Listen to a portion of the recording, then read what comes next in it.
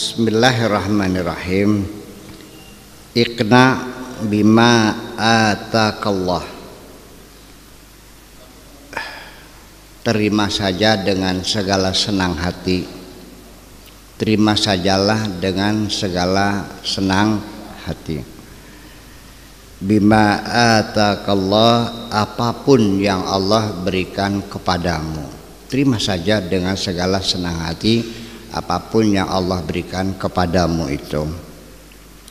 Min sehatin, apakah itu berupa kesehatan, wa malin atau berupa materi, harta, uang, wa ahlin dan keluarga, wa amalin dan juga pekerjaan. Apa saja, kesehatan, Allah ngasih rumah ya alhamdulillah, rumahnya gubuk ya sudah alhamdulillah, yang penting asal nggak bocor.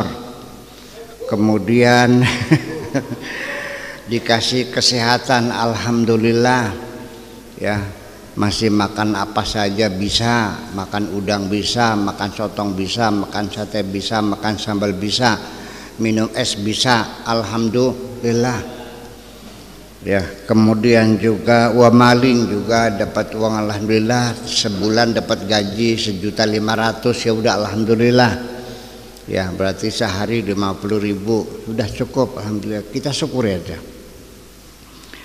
Wa ahlin, demikian juga punya keluarga, alhamdulillah saya punya istri dan istri saya perempuan, alhamdulillah iya kan, semuanya kita syukuri. Wa amalin, juga kita syukuri dikasih pekerjaan oleh Allah, bisa kerja nunggu WC di Jakarta alhamdulillah ya, bau-bau dikit lumayan lah, yang penting ada kerjaan. Kerja mah semuanya terhormat, nggak ada yang hina kok. Yang hina itu yang nganggur, kalau orang kerja mah semua terhormat. Kita semuanya kita syukuri. Nah, di balik itu sebetulnya apa? Ini bagi saya merupakan satu password, kata kunci untuk meraih satu kebahagiaan simpel saja. Kita terima saja dengan segala senang hati, diberi apapun oleh Allah, kita syukuri saja dan kita manfaatkan sebaik-baiknya. Dan kita coba harus mengerti bahwa apa yang ada pada kita alhamdulillah ada keberkahan. Lalu percayalah, kamu dengan kondisi seperti ini kamu sudah mendapatkan kebahagiaan. Itu saja kok. Sebab kalau kita ini selalu merasa kurang, tidak pernah merasa cukup, diberi berapa saja, maka kapan kita merasa bahagia? Kapan kita merasa jadi orang kaya? Kapan kita merasa berkecukupan?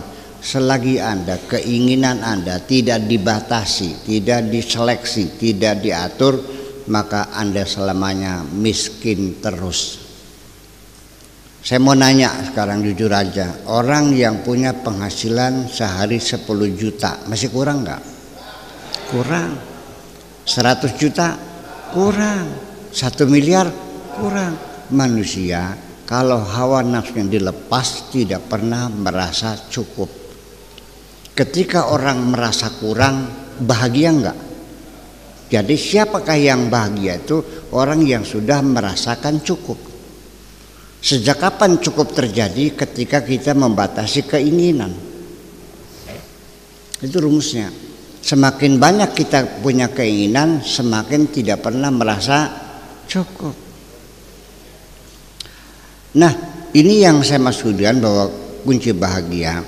Kalau kita ini mengerti apapun yang kita inginkan, umpamanya mobil, katakanlah mobil Jaguar, atau Mercy S500 barangkali yang harganya 4 miliar.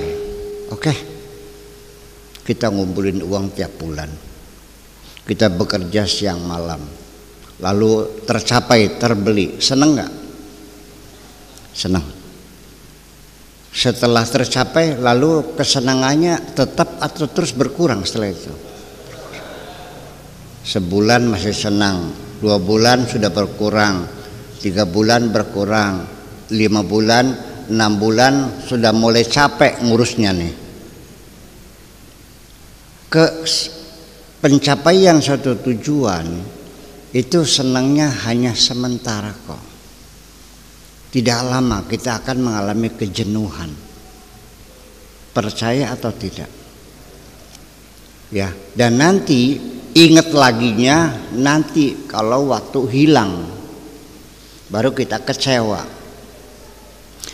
Kekecewaan hilangnya sesuatu itu lebih berat daripada kegembiraan waktu kita dapat. Saya ingin beli HP, senangnya HP 100 kesenangan, waktu hilang 1000 kesusahan. Antara dapat dan hilang ini tidak pernah kita merasakan. Kenikmatan itu hanya 2, pada waktu mendapatkan sadarnya tuh, pada waktu hilang. Di antara dapat sampai hilang kita tidak menyadari punya kenikmatan itu.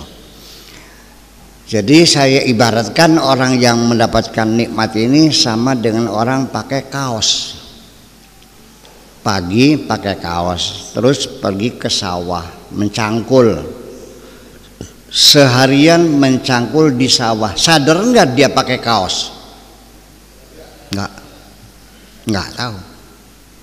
Kapan ingatnya? Sore waktu pulang, waktu akan mandi, baru sadar dia pakai. Itulah kenikmatan. Waktu kawin dapat suami, kunku oleh ngemat 40 dina kunku. Puasanya 40 hari ya untuk ngemat dia tuh. Iya, terkabul, jatuh cinta, ngelamar, kawin, punya suami. Berapa bulan Anda menikmati suami yang dapat ngemat itu? Setelah itu tinggal ngelus dada. Setelah ngelus dada kecrek. Setelah itu nepak batuk, menjengkelkan. Sadar laginya kapan? Waktu suaminya mati. Selama kawin sampai mati itu yang ada hanya keluh kesah saja. Itu semuanya kenikmatan itu sifatnya seperti itu.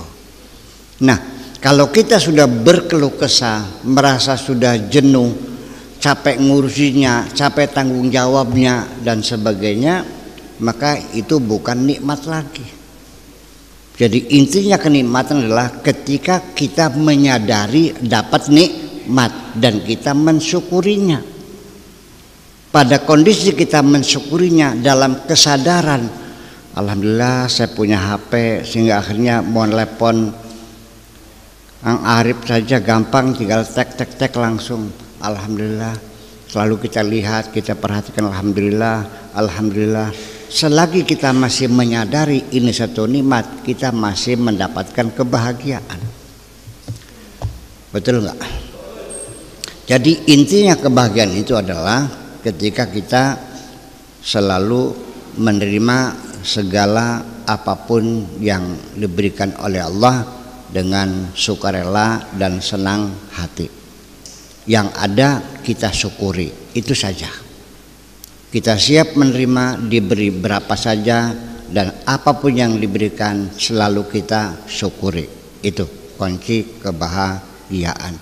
Tanpa itu bahwa tidak ada jaminan semakin hartamu berlimpah ruah engkau akan mendapatkan kebahagiaan. Ada nggak orang kaya hartanya berlimpah ruah tapi tidak punya waktu untuk menikmatinya? Ada lagi yang lebih parah, harta berlimpah ruah tapi tidak boleh menikmatinya. Lebih parah lagi. Dia bisa bikin sate yang makan orang lain, dia hanya boleh melihatnya saja. ketika makan dilarang oleh istrinya, Kang sampean ini darah tinggi, bisa goreng udang, goreng sontong, segala macam. Hanya melihatnya saja orang lain yang makan. Ketika dia mau ngambil udang dilarang olehnya, Kang sampai tuh kolesterolnya tinggi. Ketika makan sambal hanya boleh melihatnya saja, tidak boleh makan. Begitu makan katanya, Kang sampean tuh makronis. Sampai selesai makan mau minum catubruk juga dilarang lagi. Sampean tuh kena diabetes. Tidak boleh makan sate sudah penderitaan. Ketika melihat sate tapi dia tidak boleh makan, lebih menderita lagi. Saya hanya makan sama tempe saja, nggak ada masalah, bisa saya nikmati. Yang paling sakit kalau saya makan sate, di depan saya ada orang makan sate. Saya makan dengan ikan asin saja nggak ada masalah, tapi yang menyakitkan ketika saya makan ikan asin di depan makan sambal goreng dendeng bergedel, lebih sakit lagi gitu. Kita yang bikin, kita yang masak, orang lain yang makan, kita suruh melihatnya. Ini namanya penderitaan. Jadi harta yang Allah berikan kepadamu bukan untuk membahagiakan dirimu, tapi untuk meningkatkan siksa atas dirimu. Oke. Jadi disiksa dengan harta. Punya istri yang cantik tapi tidak bisa memeluknya, sakit enggak? Harus minum Viagra dulu. Lama-lama Viagranya enggak mempan.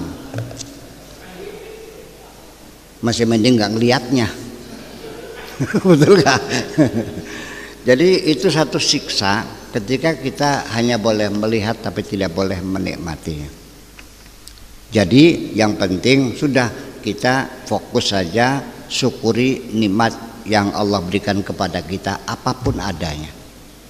Alhamdulillah. Saya ulangi lagi, dapat duit banyak,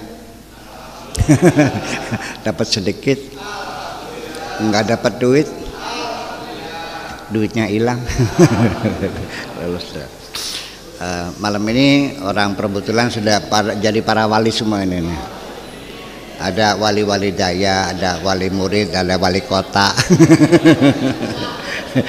ada wali nikah gitu, banyak sekali. Banyak wali di sini ya, insyaallah.